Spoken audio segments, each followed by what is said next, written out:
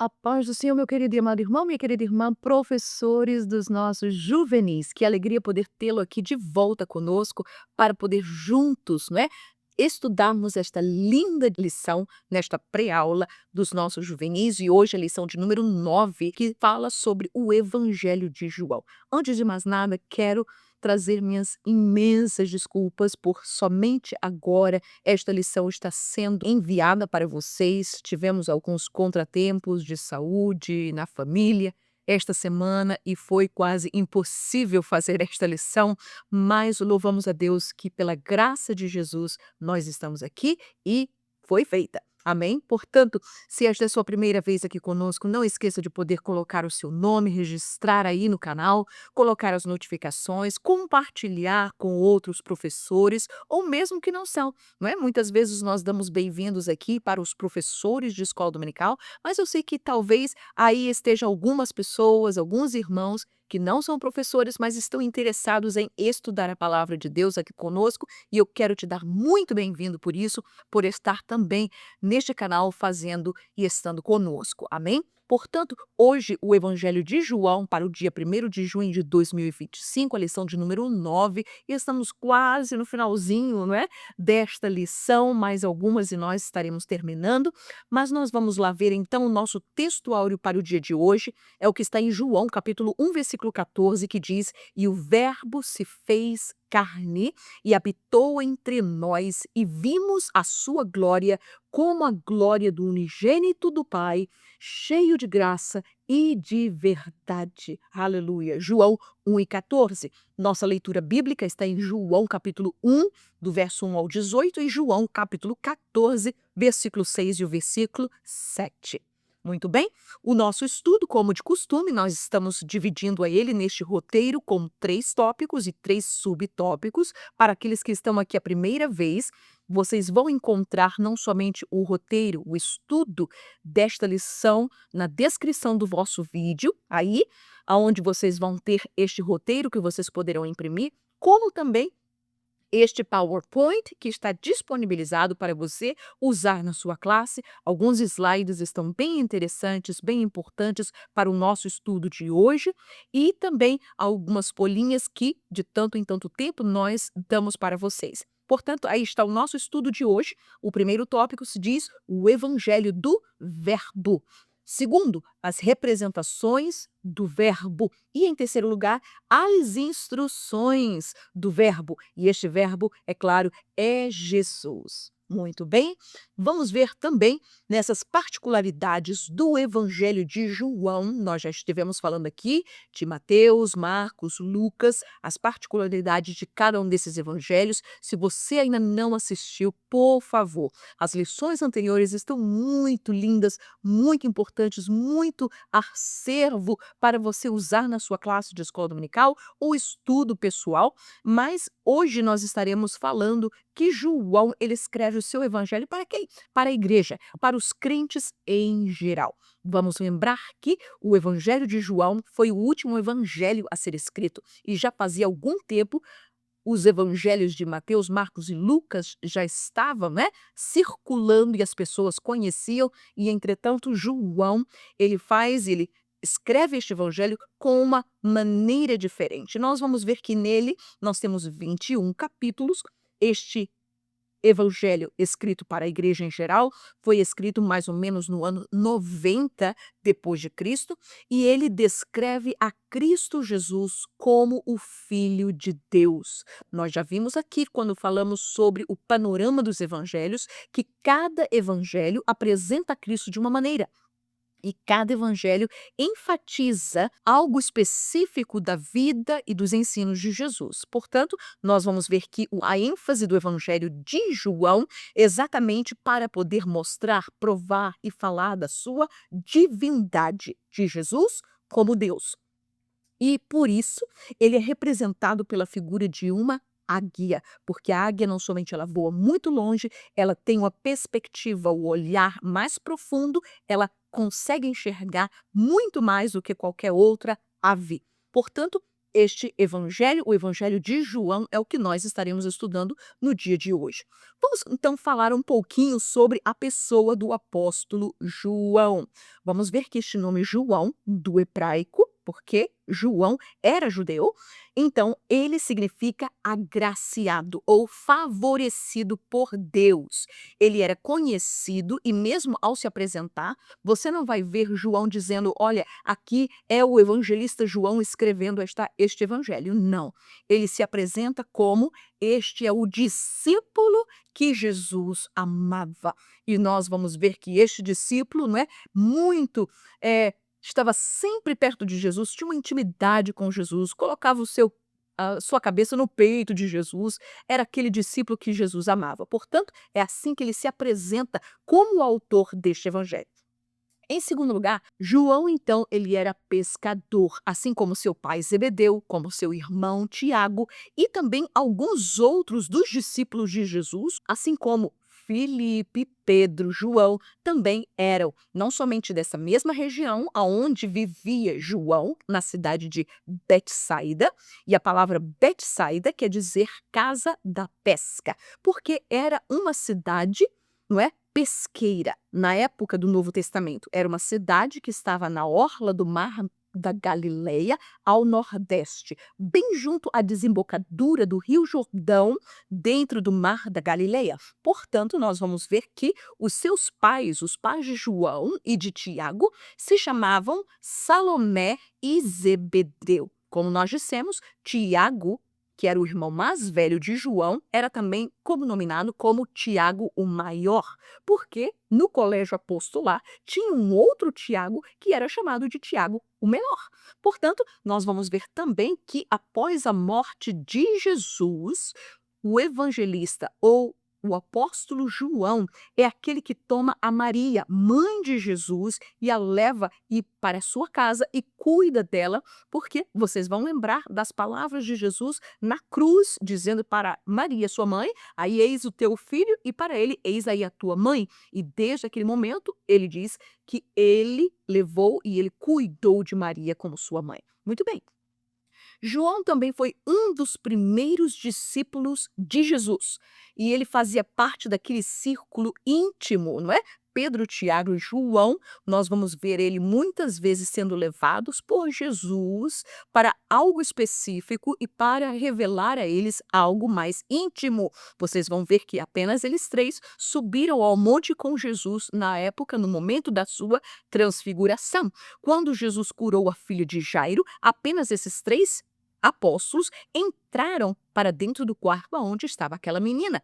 Nós vamos ver também que Pedro, João e Tiago foram aqueles que, no jardim do Getsêmani, quando Jesus estava orando, foi a eles que Jesus os chamou para poder estar com eles, para orar e vigiar com eles. Então nós vamos ver que estes apóstolos, e principalmente o apóstolo João, fazia parte deste círculo íntimo de Jesus. Estes apóstolos, Tiago e João, foram cognominados por Jesus como os irmãos Boanerges, que quer dizer o quê? Filhos do trovão.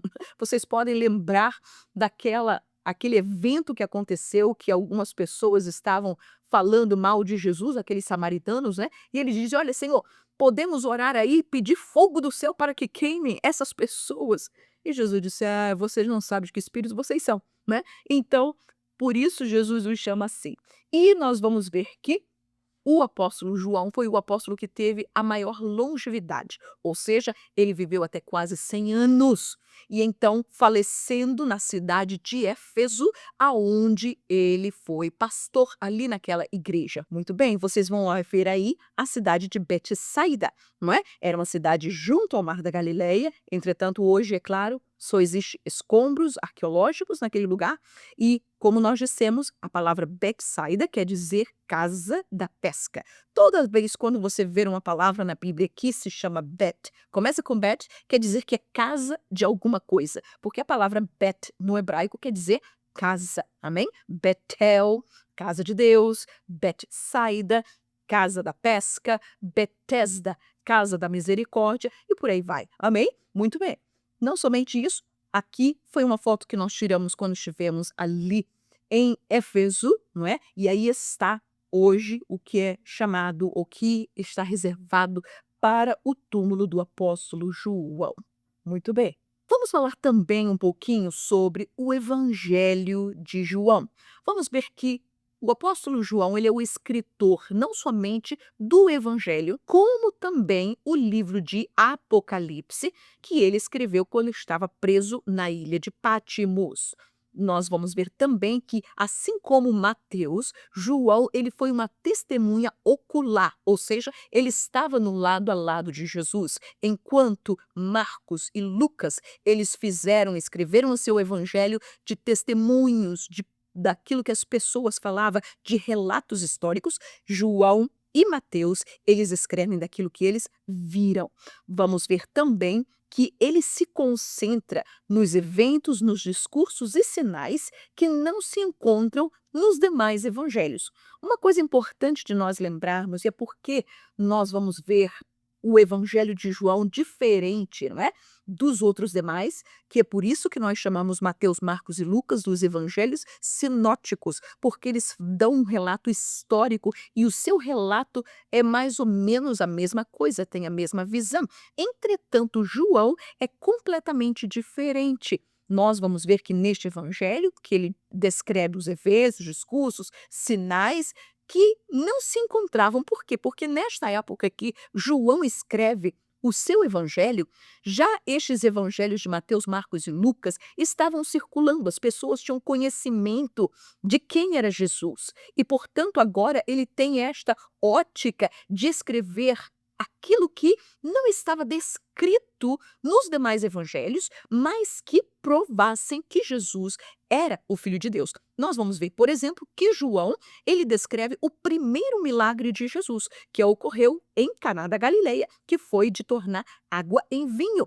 Nós vamos ver também que neste evangelho, por os outros demais já estarem, não é, circulando, vamos ver que heresias começaram a se manifestar. E estas heresias que punha em questão a divindade de Jesus, dizendo que ele não era Deus, ou que ele era somente homem, ou que ele não tinha morrido como homem, somente como Deus. Então, para isso, João ele teve por necessidade de focar o seu evangelho exatamente para apresentar Jesus como este Filho de Deus, para apresentar a sua divindade. Então, por isso é que este evangelho é representado por uma águia, não é? Nós vamos ver também que este evangelho registra apenas 7 milagres de Jesus. Enquanto Marcos, Lucas, Mateus falam de tantos milagres, João, ele fala apenas de 7. E ele disse, e foi contado apenas esses, e ele diz, quando ele finaliza,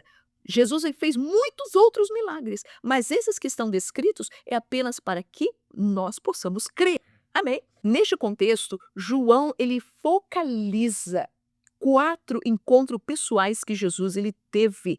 Vamos ver ele com Nicodemos, vamos ver ele com a mulher samaritana, nós vamos ver ele com aquela mulher adúltera, vamos ver com aquele paralítico do tanque de Betesda. E então, meus queridos, este não somente João ele escreve estes pequenos relatos para provar e para poder dizer que Jesus ele era o Filho de Deus, mas também, muito importante, João ele descreve aquilo que nós conhecemos como os 7 eu sous de Jesus, que Jesus ele falou, que ele manifestou, dizendo que ele era.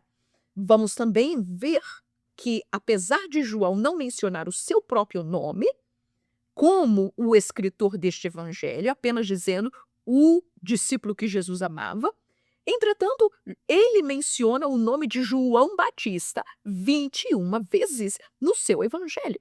Nessa fotografia que nós tiramos ali na ilha de Patmos, desde o local, a caverna, não é? Que é chamada, denominada como a caverna de João, ali onde tem uma gruta, onde tem uma igreja que foi levantada ali, você dá para ver toda a ilha de Patmos, né? Esta ilha no mar Egeu, aonde o apóstolo João ele esteve preso ali, e foi aqui aonde ele recebe, não é, a visão, e ele recebe o livro de Apocalipse, aonde lhe é revelado o livro de Apocalipse pelo próprio Jesus, aonde ele escreve as 7 igrejas da Ásia. E então, após sair daqui, após ser liberado da ilha de Patmos, então João ele volta para a cidade de Éfeso, aonde ele permanece ali e aonde ele vem a falecer.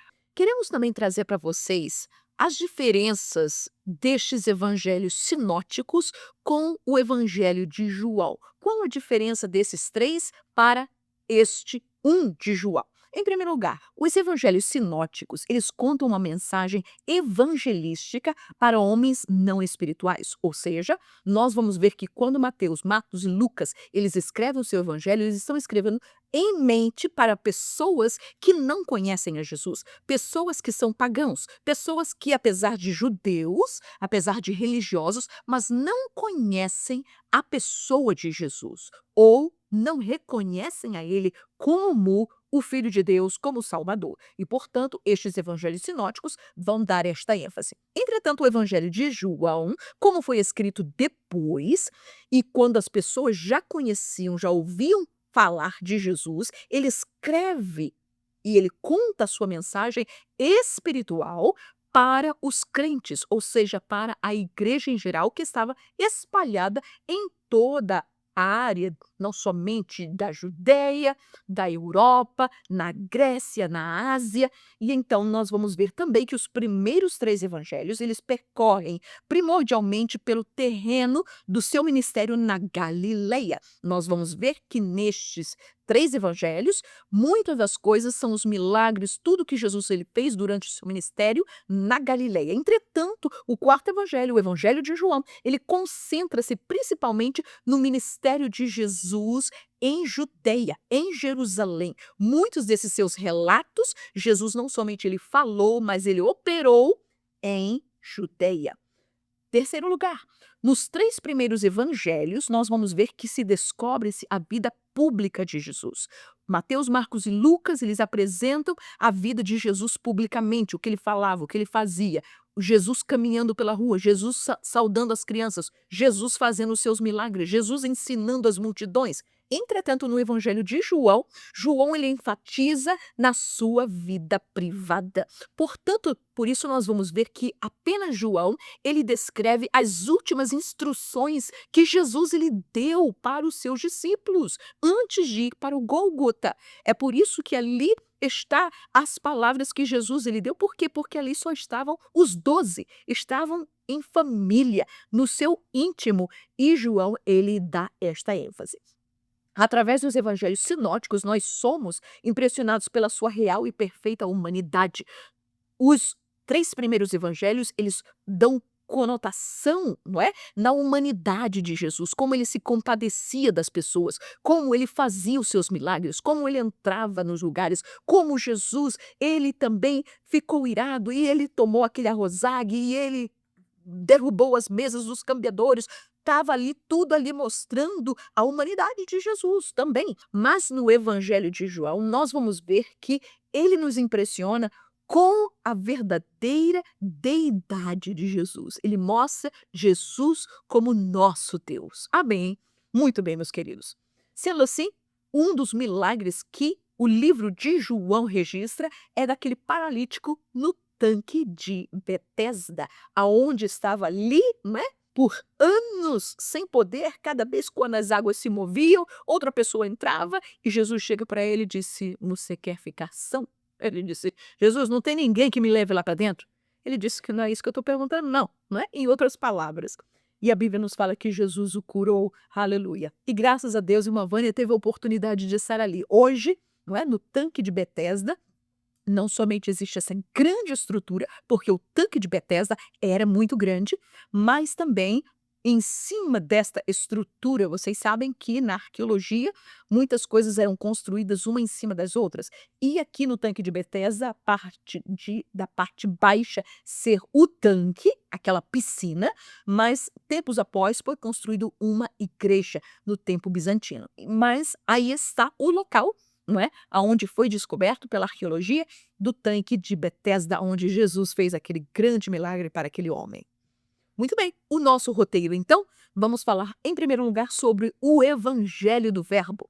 Vamos ver a revelação deste verbo, a rejeição deste verbo e a aceitação deste verbo. A revelação do verbo, João capítulo 1, versículo 1, diz o quê? No princípio era o verbo, e o verbo estava com Deus, e o verbo era Deus. Olha aí, João com este olhar de águia, ele sai, não é? Muito mais além, ele não dá genealogia nem nada, mas ele mostra qual foi o início, de onde foi que Jesus originou. Jesus, ele veio dos céus para nós, como o verbo que se fez carne. Segundo versículo, ele estava no princípio com Deus. Todos esses versículos mostrando o quê, meus queridos? Mostrando que Jesus, ele era o Filho de Deus. Ele estava com Deus desde o princípio.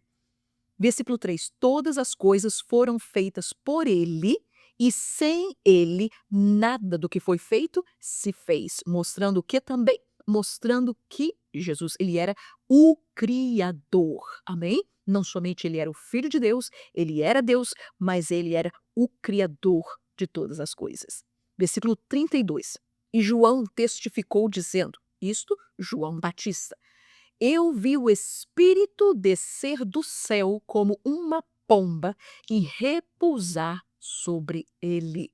E eu não conhecia, foi o que disse, não é, João Batista. Mas o que me mandou batizar, ou seja, o Deus que mandou João Batista batizar com água, esse me disse, sobre aquele a que vires descer o Espírito e sobre ele repousar, esse é o que batiza com o Espírito Santo. Portanto, nós vamos ver esta linda verdade sobre Jesus. E ele disse, e eu vi, e tenho testificado que este é o Filho de Deus. Aleluia. Como nos diz em Gálatas capítulo 4, no tempo perfeito de Deus, Jesus, então, ele vem para poder ser revelado, para encarnar, para estar entre nós, e ele foi revelado a este mundo, foi revelado aos pastores, foi revelado àqueles magos, foi revelado a toda a Judeia, foi revelado aos seus apóstolos e foi revelado e ainda é revelado no dia de hoje para as nossas vidas. Muito bem, mas este verbo, este que veio para salvar, que veio como Salvador, ele trouxe a palavra, ele expôs, entretanto, ele foi rejeitado. Vamos ver o que é que diz. João 1,5. E a luz resplandece nas trevas, e as trevas, o que foi?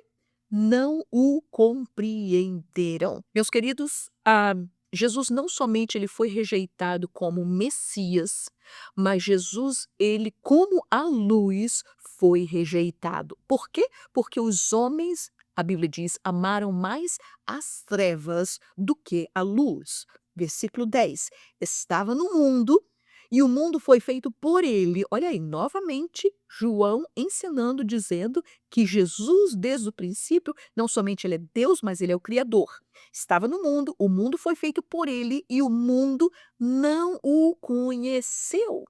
Meus queridos, Jesus, ele veio para os seus. Os judeus, eles tinham toda a revelação do Torá, dos profetas, dos salmos, para mostrar a eles quem era Jesus. Vamos lembrar que este processo de salvação, que este processo de trazer à luz as profecias sobre Jesus, veio de uma forma progressiva para que as pessoas pudessem entender e compreender, para que quando a luz chegasse, eles entendessem e vissem, aí está aquele de quem os profetas, de quem os salmos, de quem, não é? Moisés, ele falava. Entretanto, quando ele veio, não todos entenderam e puderam ver esta verdade. Os seus o rejeitaram. Os seus, apesar de saber o Torá de cabeça, de memória, entretanto, no seu coração, não o receberam, o rejeitaram. Muito bem, foi feito por ele, o mundo não o conheceu. Veio para o que era seu e os seus não o receberam. Deliberadamente, eles rejeitaram o seu Messias. Capítulo 12, versículo 37. E ainda que tivesse feito tantos sinais diante deles, não criam nele. Meus queridos, que coisa triste de saber que a quem Jesus ele veio, a quem Jesus preparou, enviou a João Batista para preparar o caminho. Entretanto, quando Jesus surge neste cenário, estes homens, estas mulheres, rejeitaram a luz, rejeitaram o seu Messias, rejeitaram ao ungido de Deus que veio para os salvar. E mesmo que Jesus, com tantos milagres que ele fez, estes homens e essas mulheres não o aceitaram. Mas, olha aí. Terceiro tópico, a aceitação do verbo. Foram todos que rejeitaram? Não. Vamos lá ver. Mas a todos quantos o receberam, deu-lhes o poder de serem feitos filhos de Deus aos que creem no seu nome. Olha aí que verdade poderosa, que muitas vezes as pessoas se confundem. É muito fácil as pessoas dizerem lá, todos nós somos filhos de Deus. Todos não, todos não. Todos somos criaturas de Deus, mas filhos de Deus não são os heréticos, os endemoniados. Não, eles não são filhos de Deus, eles são criaturas. Os filhos de Deus são o quê? Aos que creem no seu nome. Aqueles que tiveram um encontro com Jesus, aqueles que tiveram uma transformação de vidas, aqueles que foram regenerados, aqueles que tiveram um arrependimento e uma conversão, estes sim são filhos de Deus. Amém? Aleluia. João 1,14. E o Verbo se fez carne e habitou entre nós, e vimos a sua glória, a sua majestade, o seu poder, aleluia, como a glória do unigênito do Pai. Ou seja, lembre-se, nós somos filhos de Deus porque fomos regenerados. Entretanto, o único filho gerado de Deus é Jesus. O único filho gerado, o unigênito do Pai, cheio de graça e de verdade. 3:18. Quem crê nele não é condenado, mas quem não crer já está condenado, porquanto não crê no nome do unigênito Filho de Deus. Amém, meus queridos? Portanto, este evangelho do Verbo, o Verbo que é Cristo, a revelação sua, a sua rejeição, mais a aceitação. Por isso que até hoje, se nós pregarmos, se nós aceitarmos, se nós formos transformados, nós somos agora chamados filhos de Deus. Aleluia. Muito bem. Vamos então às representações do Verbo. Nós falamos aqui que no Evangelho de João, nós temos os 7 eu sous, que Jesus ele fala que ele é. 7 representações. Nós não vamos falar das 7, mas vamos falar de algumas delas, amém? Pão e luz, ressurreição e vida, caminho e verdade. Neste slide, você vai ter os 7 eu sous de Jesus no Evangelho de João. Este slide é uma ótima oportunidade que você tem para fazer uma dinâmica com a sua classe. Por quê? Porque você pode dar estes versos em tirinhas para cada um deles ou para um grupo deles. Eles vão ler e eles vão então dizer, vão descobrir que eu sou é que Jesus estava dizendo. Qual era a representação de Jesus ali naquele verso? Amém? E é importante nós lembrarmos também, não é? São apenas 7, mas 7 muito importantes. O primeiro, eu sou o pão da vida. Segundo, eu sou a luz do mundo. Terceiro, eu sou a porta das ovelhas. Eu sou o bom pastor. Eu sou a ressurreição e a vida. Eu sou o caminho, a verdade e a vida. Eu sou a videira verdadeira. Portanto, lindo essas passagens muito importantes que fala sobre este Jesus, fala sobre e apresenta a ele como este Deus Todo-Poderoso. Vamos lá então, com pão e luz, João 1,9. Ali estava a luz verdadeira, que alumia todo o homem que vem ao mundo. João estava dizendo, olha, Jesus, ele é a luz. Ele é a luz dos homens. Ali estava a luz verdadeira. Olha aí, cada vez quando a Bíblia diz algo de ser verdadeiro, nós devemos parar e meditarmos, porque se existe algo verdadeiro, é porque existe algo falso. Jesus diz: eu sou a videira verdadeira. Em João, ele disse: esta era a luz verdadeira. Portanto, meus queridos, se nós temos algo dizendo que é verdadeiro, é porque tem um falso. Tem algumas luzes por aí que se tentam mostrar como o caminho, como a luz, e nós devemos ter o cuidado. Aleluia. Segundo versículo, disse-lhe, pois, Jesus: na verdade vos digo que Moisés não vos deu o pão do céu, mas meu Pai vos dá o verdadeiro pão do céu. Porquanto Jesus estava dizendo: vocês, os vossos pais, comeram pão no deserto, que Moisés deu para vocês, que Deus enviou para eles no deserto, o maná. Entretanto, ele diz: eu sou o verdadeiro pão do céu. Deus enviou o verdadeiro pão para vocês. E olha aí quando ele continua: porque o pão de Deus é aquele que desce do céu e dá vida ao mundo. Este pão não alimenta a barriga, este pão alimenta a alma, o espírito do homem. E Jesus estava mostrando: este pão foi aquele que desceu, foi aquele que encarnou, foi aquele que veio à terra. Para quê? Não para dar comida, amém? Mas para dar vida ao mundo. 35, Jesus lhes disse: eu sou o pão da vida. Aquele que vem a mim não terá fome, e a quem crê em mim nunca terá sede. Oh, aleluia! João 8,12, falou-lhe, pois, Jesus outra vez, dizendo: eu sou a luz do mundo. Quem me segue não andará em trevas, mas terá a luz da vida. Meus queridos, que representação linda de Jesus. E não somente isso, Jesus ele faz nesta comparação e ele diz aos seus discípulos que ele é o pão, que ele é a luz, mas Jesus ele diz à sua igreja: vocês são a luz do mundo também. Ou seja, Jesus em nós faz-nos refletir ao mundo a luz que está em nós. E é por isso que nós devemos observar, e é por isso que nós devemos orar, é por isso que nós devemos buscar ao Senhor. Para quê, meus queridos?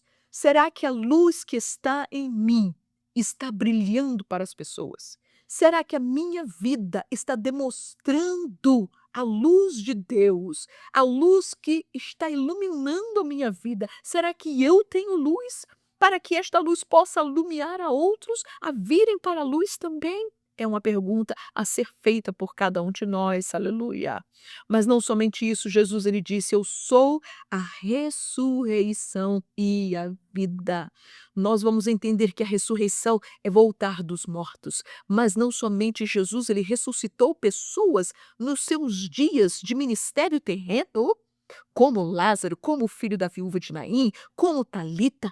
Entretanto, nós vamos lembrar que a maior ressurreição não é aquela somente do corpo físico que Jesus ele fez aqui. A maior ressurreição e mais importante ressurreição é aquela que haverá no dia quando Jesus ele voltar, no dia que a trombeta tocar, em que os mortos que morreram em Cristo, eles ressuscitarão primeiro, e nós que estivermos vivos seremos transformados e juntos encontraremos com o Senhor Jesus nas nuvens para entrarmos nas regiões celestiais, para entrarmos no céu, aleluia, eternamente para estarmos com Ele. Que linda ressurreição! Ou nós queremos estar presentes nesta primeira ressurreição para aqueles que já faleceram em Cristo, né? Nós queremos sermos arrebatados com o Senhor Jesus. Mas olha aí, nele estava a vida e a vida era a luz dos homens. Na ocasião em que Lázaro morreu,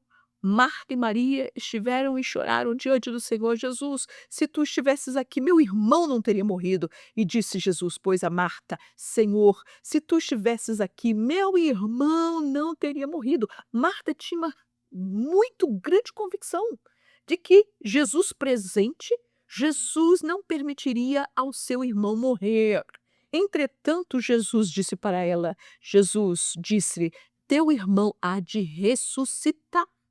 Mas Marta pensava que era a última ressurreição. Sim, Senhor, eu sei que lá, né, eu estou falando de agora. Mas o que é que Jesus disse? Disse-lhe Jesus: "Eu sou a ressurreição e a vida.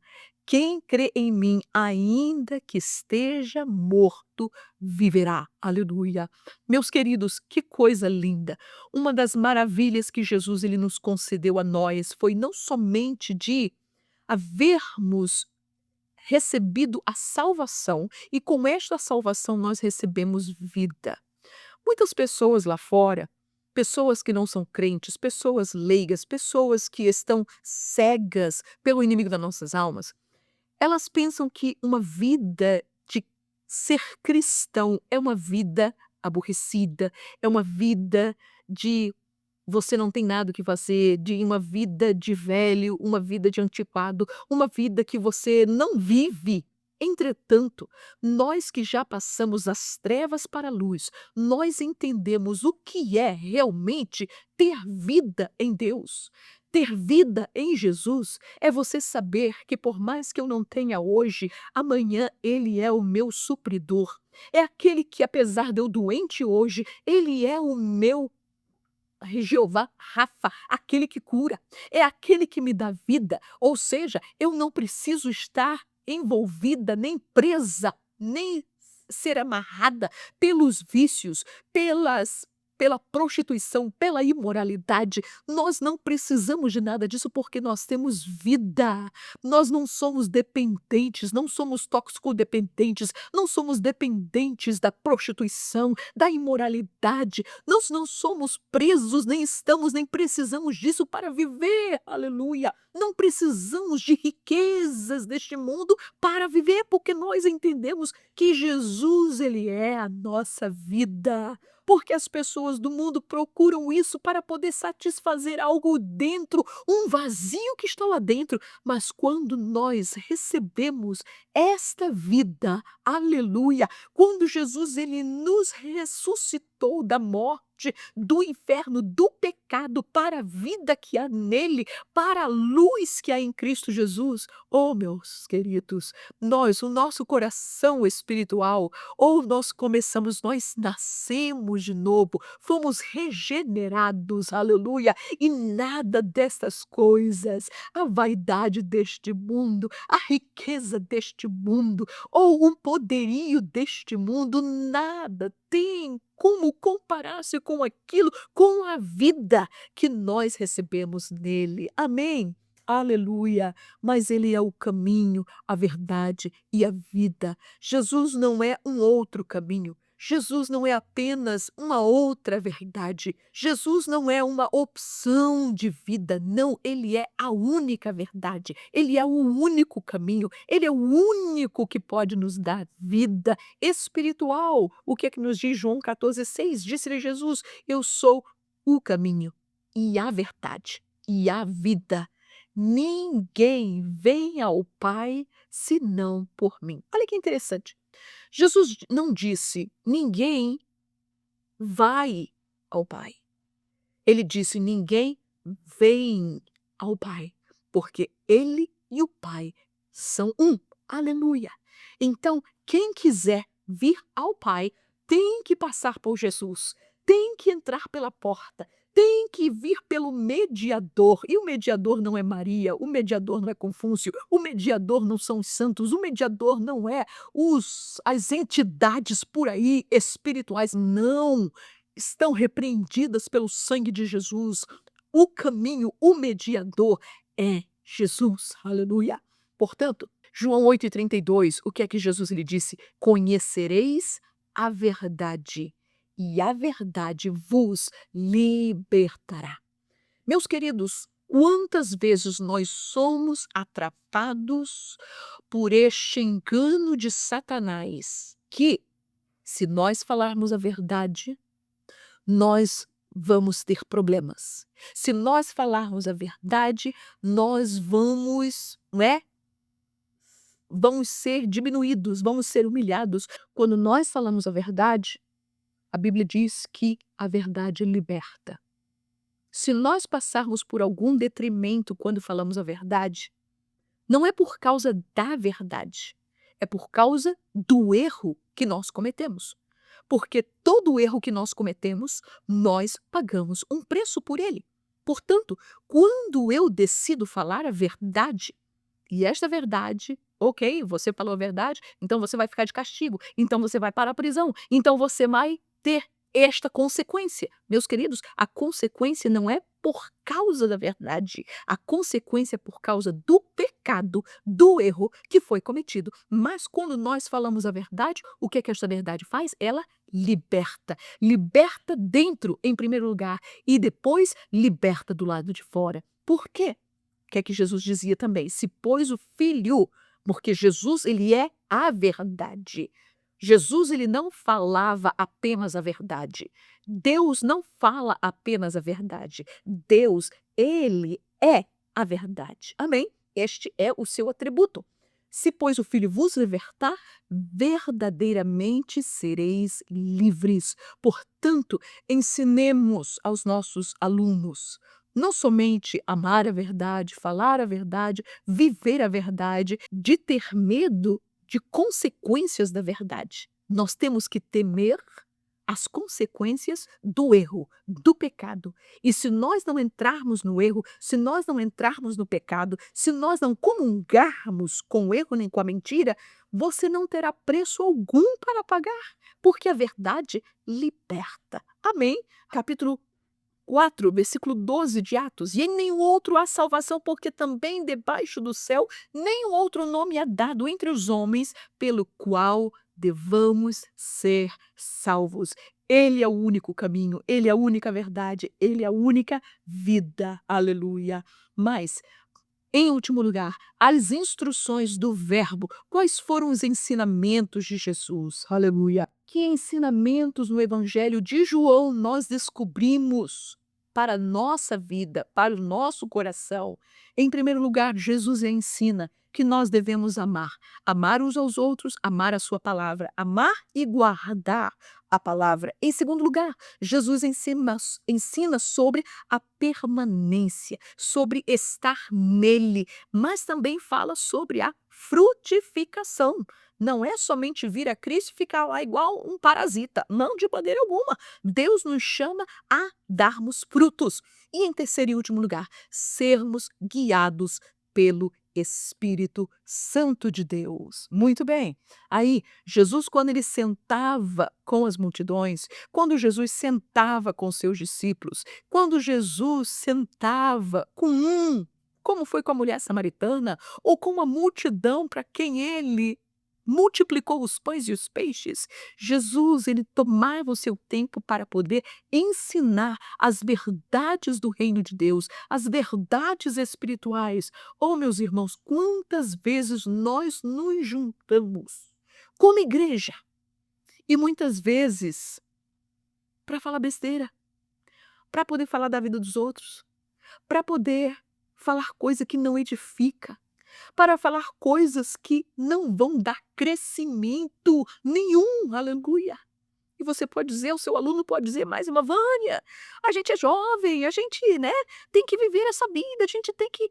Sim, nós temos que viver, e eu posso dizer, irmãos, eu tenho 59 anos hoje, mas eu vivi a minha vida. Eu não estou arrependida de ter vivido aos pés do Senhor, de ter experiências, Deus concedeu. Eu não vivi uma vida enclausurada, não, de maneira alguma. Mas, não somente os meus pais, os meus professores, por onde eu andava, o que acontecia? Nós éramos guiados em tudo que nós vivíamos, em tudo que nós falávamos, quando nós nos juntávamos. Não é isso que Paulo disse? Que haja salmos, que haja cântico, que haja, né, ação de graças, que haja coisas que vão edificar a vida dos outros. Se você chegar num grupo de pessoas e essas pessoas não estão falando, não estão amando a palavra, não estão guardando a palavra, se estão se reunindo para poder matar outras pessoas com a sua língua, e não saia fora. Não participe para que você não possa morrer também, para que você não seja contaminado. Aleluia! Então Jesus, quando juntava-se com essas pessoas, ou O que Jesus tinha em vista era compartilhar aquilo. Ele disse: "Olha, o que eu vi do céu, aquilo que eu vi com meu pai, aquilo que eu vivi com meu pai, eu estou dando para vocês. Oh, que esta seja para nossa prerrogativa, aquilo que nós vivemos com Deus, que nós possamos passar adiante dos nossos alunos." Jesus disse: "Um novo mandamento vos dou, que vos ameis uns aos outros como eu vos amei a vós, que também vós uns aos outros vos ameis."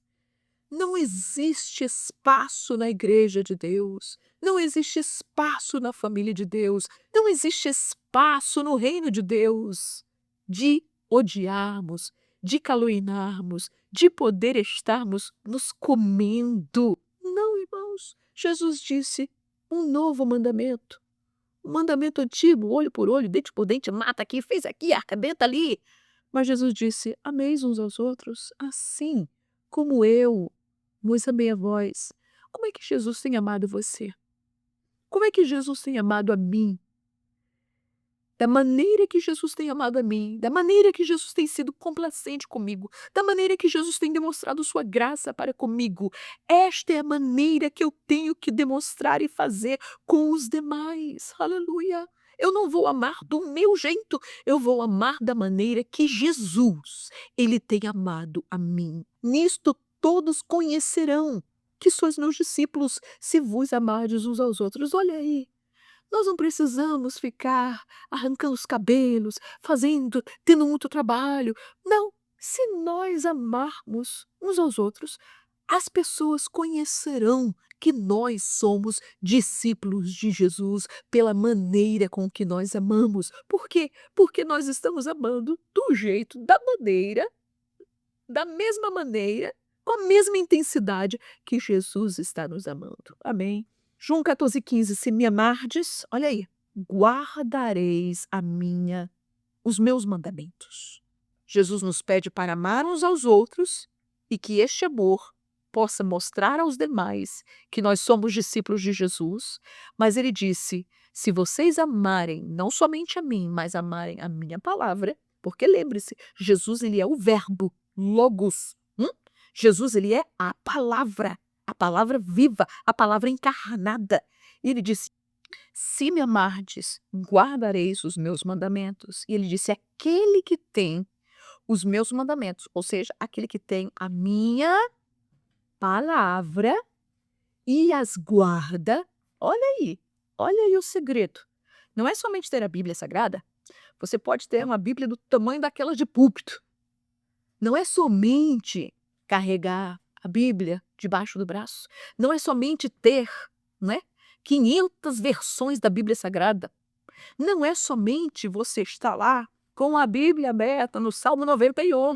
Aquele que tem os meus mandamentos e os guarda. O guardar aqui é obedecer, é cumprir. Ou seja, a palavra não é somente para ser lida, a palavra é para ser cumprida, é para ser guardado. O salmista dizia, a tua palavra guardei no meu coração para eu não pecar contra ti. Aquele que tem os meus mandamentos e os guarda, este é o que me ama. E aquele que me ama será amado de meu Pai, e eu amarei, e eu me manifestarei a ele. Olha aí. Tantas pessoas que Jesus não se manifesta. Por quê? Porque podem ter a palavra, pode ter uma Bíblia de capa linda, capa de couro, capa rosa, capa azul, todo tipo existe. Mas se esta palavra não está sendo mantida, guardada, vivida, obedecida, amada aqui dentro, Jesus, ele não pode, o Pai não pode se manifestar. Aleluia! Meus queridos, cumpramos a palavra de Deus, vivamos esta palavra. Amém? Quem não me ama, não guarda as minhas palavras. Pode estar mais claro do que isso? Quem não ama Jesus, não guarda as suas palavras. Então, se você vê alguém que está desobedecendo a palavra, é porque aquela pessoa não ama Jesus. Simples como isso. Pode ser religioso, pode ser isso, você pode dar o nome que quiser, o título que quiser. Se não estiver guardando a palavra, não ama Jesus. Ora, a palavra que ouvistes não é minha, mas do Pai que me enviou. João 14, 24. Segundo lugar, Jesus ele ensina, fala sobre a permanência e a frutificação de permanecer. E para isso Jesus ele usa a linda simbologia de uma videira que existe em abundância. Esta aí, por exemplo, eu tomei, não é, essa foto quando estava em Belém de Judá, tinha assim uma vinha muito linda já com seus cachos de uvas, né? E Jesus faz esta comparação da vinha, da videira, dizendo que eu sou a videira verdadeira. Olha aí mais uma vez. Se existe uma videira verdadeira, é porque existem outras falsas, outras que estão tentando manipular para dizer que é uma verdadeira quando não é. É a videira falsa. E o que é que diz a palavra? Toda vara, a vara era aqueles ramos que saem do tronco da videira. Toda vara em mim que não dá fruto, o que é que ele diz? Atira. E limpa toda aquela que dá fruto, para quê? Para que dê mais fruto. Irmãos, no reino de Deus, em Jesus, não fica quem não dá fruto. Não fica como parasita, sugando a seiva, os minerais dos outros. Não. Jesus ele é muito claro. Quem não dá fruto, isso não quer dizer que ele vai tirar na mesma instância. Na primeira instância, não. Aquela parábola de Jesus sobre a figueira, disse que o vinhateiro, né? Disse, olha, deixa-me colocar esterco, arrumar, deixa eu podar, deixa eu preparar. Se no próximo ano, se não der fruto, então arranca.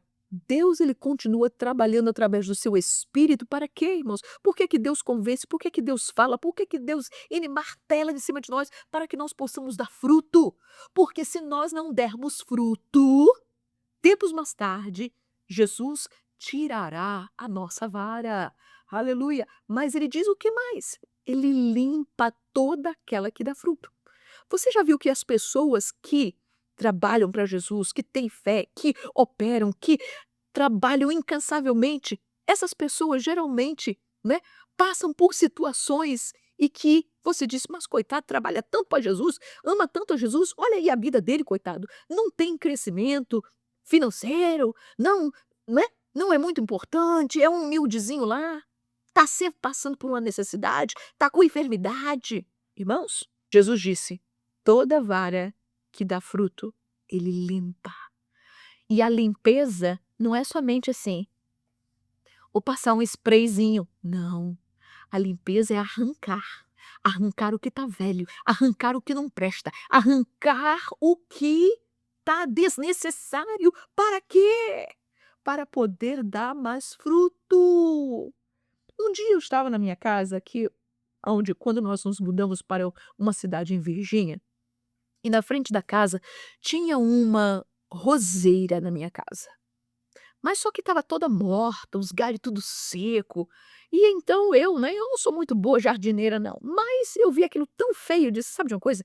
Deixa eu cortar isso para poder, né, tirar esses galhos secos daqui". E meus queridos, para minha surpresa, tempos depois, aquela roseira começou a brotar rosas lindas. E quando eu olhei aquilo, eu disse: "Meu Deus, mas eu cortei, podei toda aquela pensava que ia acabar com tudo". E de repente aquela roseira começou a ter vida e começou a produzir flores. E então eu me lembrei: "Ah, Jesus, era isso que tu dizias da videira". Tu corta os galhos, enquanto os galhos secos estavam lá, aquela roseira não produzia flor nenhuma, mas no dia que eu cortei o que estava seco, no dia que eu cortei aquilo que não prestava, no dia que eu cortei aquilo que estava mais, o que que aconteceu? Ela começou a florescer.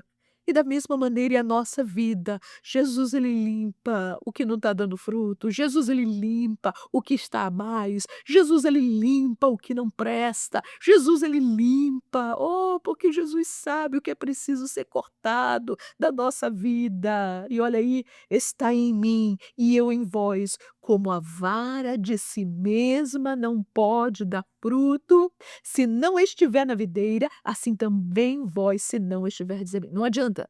Você pode ser uma pessoa de muitos bons feitos, uma pessoa muito boazinha, uma pessoa muito caridosa, mas o que é que Paulo ele dizia? Ainda que eu falasse a língua dos anjos e dos homens e não tivesse amor, nada seria. Seria como um metal que soa. Se nós fizermos tudo humanamente, mas nós não estivermos na videira, para nada presta, para nada é. A vara não pode produzir fruto sem estar na videira. Amém? Olha aí, nisto é glorificado meu Pai, que des muito fruto, e assim sereis meus discípulos. Versículo 16. Não me escolheste vós a mim, mas eu vos escolhi a vós e vos nomeei, para que vades e deis fruto, e o vosso fruto permaneça, a fim de que tudo quanto em meu nome pedirdes ao Pai, ele vos conceda. Assim que o nosso fruto não é um fruto que dá e vai embora. Deus está esperando de nós frutos, frutos que permaneçam, que fiquem, que sejam presentes, que sejam permanentes nele. Aleluia. Muito bem. E finalmente, as instruções do verbo, as instruções de Jesus, para quê? Para de nós fôssemos guiados pelo Espírito Santo de Deus. Olha aí, e eu rogarei ao Pai, e ele vos dará outro consolador, porque Jesus ele era o consolador, para que fique convosco para sempre. Glória a Deus, porque nós temos o Espírito Santo de Deus, porque Ele está conosco até o final, Ele permanece conosco para sempre. 14:17, o Espírito, ou seja, o Espírito Santo, o Consolador, Ele é o Espírito da verdade, que o mundo não pode receber, porque não o vê, nem o conhece, mas vós o conheceis, porque habita convosco e estará em vós. Olha aí que coisa linda. Quando nós aceitamos a Jesus, não somente Jesus ele vem, né? Ele escreve o nosso nome no livro da vida, mas nós pomos enxertados na videira e o Espírito Santo de Deus ele vem para viver em nós e está em nós. Nós agora somos o templo do Espírito Santo de Deus, aonde ele habita. Aleluia! E ele é este Espírito da verdade. E ele diz ainda: mas aquele Consolador, o Espírito Santo, que o Pai enviará em meu nome, no nome de Jesus, vos ensinará todas as coisas e vos fará lembrar de tudo quanto vos tenho dito. Aleluia! Então Jesus ele disse: olha, o Espírito Santo não somente ele vai estar em vós, guiar a vós, consolar a vós, mas ele vos ensinará em toda verdade. Aleluia! Na verdade da palavra. Lembre-se que o Espírito Santo, ele trabalha com a sua palavra. É por isso que quando nós evangelizamos, nós damos uma palavra que nós deixamos um versículo, não somente palavrinhas minhas, não, mas a palavra. O Espírito Santo toma aquela palavra e começa a trabalhar no coração do pecador, começa a convencê-lo do pecado, da justiça, do juízo. Aleluia! Ele vem para poder nos ensinar e nos lembrar de toda a verdade. Não é assim? Quando você está em algum lugar, você talvez está rodeado e de repente o Espírito Santo de Deus traz à sua mente aquele versículo que você leu, aquele versículo que você meditou, aquele versículo que você ouviu na mensagem, ou ele faz lembrar todas as coisas. E ele diz: mas quando vier aquele Espírito da verdade, ele vos ensinará, ele vos guiará em toda a verdade. Olha aí, muito importante. O Espírito Santo de Deus nunca levará você a lugares escusos. O Espírito Santo de Deus nunca levará você à mentira, ao engano. O Espírito Santo de Deus, ele sempre, sempre levará a nós a verdade, nos guiará em toda a verdade, para a verdade. Por quê? Porque ele é o Espírito da verdade. Porque não falará de si mesmo, ou seja, o Espírito Santo não fala dele mesmo. O Espírito Santo dirá tudo o que tiver ouvido, vos anunciará o que há de vir. Amém, meus queridos? Oh, que coisa gloriosa, que lindo este Evangelho de João. Que o Senhor Jesus, então, possa abençoar a você, a sua vida, a sua família, os seus alunos e que Deus possa conceder a você uma classe de escola dominical abençoada para o nome de Jesus. Amém? Que o Senhor Jesus te abençoe. Amém.